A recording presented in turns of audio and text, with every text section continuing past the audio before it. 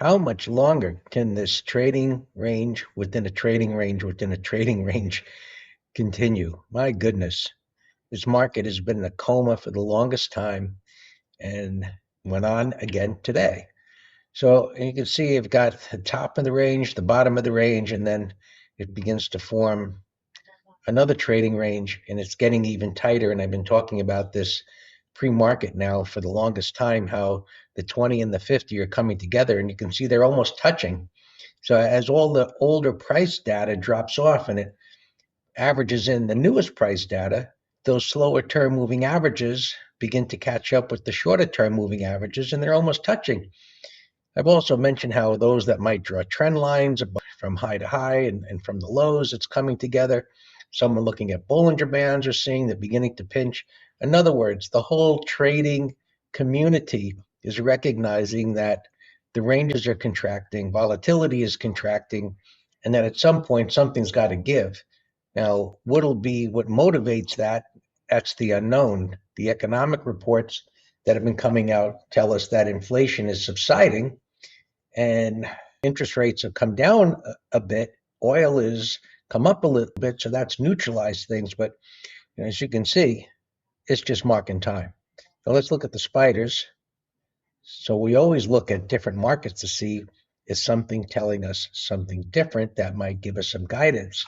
So the financials have been doing pretty good. Those earnings have come out, and that has helped the spiders, and we've got a bottoming tail bar today. So if it can take out this high, tomorrow morning I'd be talking about this going higher and possibly making new all-time highs. But TSM is going to report tomorrow. And I'm not sure if it's in the morning, but as you know, semiconductors have been going through a correction. And this broke down today. It closed under the 50. We're going to see if, when this reports, does it get turned around? If this is moving up and taking out the highs, I suspect the rest of the semiconductors are going to follow, and we would see SMH begin to move up. If we possibly could get the software stocks to break out above these highs, everything could get moving in one direction. Now, Microsoft, you're going to get the Magnificent Seven report. I think they start report next week. In any event, Microsoft is up against the 100 and the 50, and it's up against this resistance, but it had a good day today. That certainly helped. Apple is up there at new all-time highs, and the Magnificent Seven, as you can see here, had a great day. So money is rotating out of semiconductors going into some of the Magnificent Seven stocks that have been doing nothing for a while, and this looks like it'll continue to move up. By the way, it's in our advisory letter. They got in down here, added above 68, and ideally we'll be selling some up in this area tomorrow. We shall see. XLF looks good. It's in an uptrend.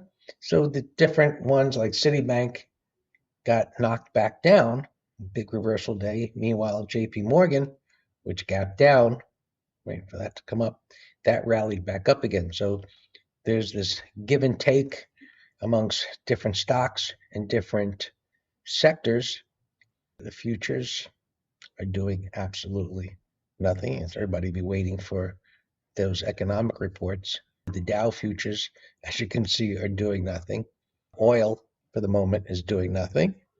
Coin has been improving, and if it takes out these highs, I think it could make pretty good move up toward this resistance area, maybe even 70,000.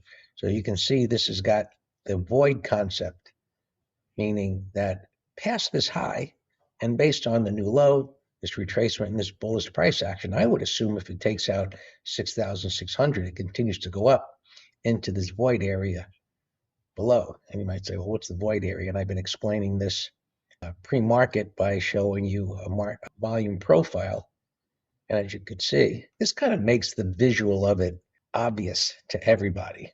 So I've showed this volume profile that shows the activity to the side there, and you can see the void or in a sense it could be a gap, but it's just a very fast price movement.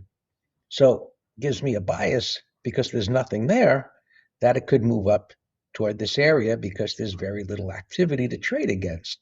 Meaning anybody that wants to sell might look at a whole number as an area to sell, but they have really no clearly defined area of price resistance over there to the left to trade against. So we'll see what happens tomorrow. I'm just looking at bonds here. They flipped back up. So interest rates came down and it's been around here.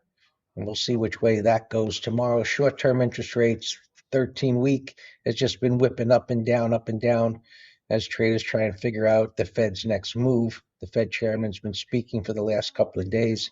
A lot of repetitive conversation that went on there.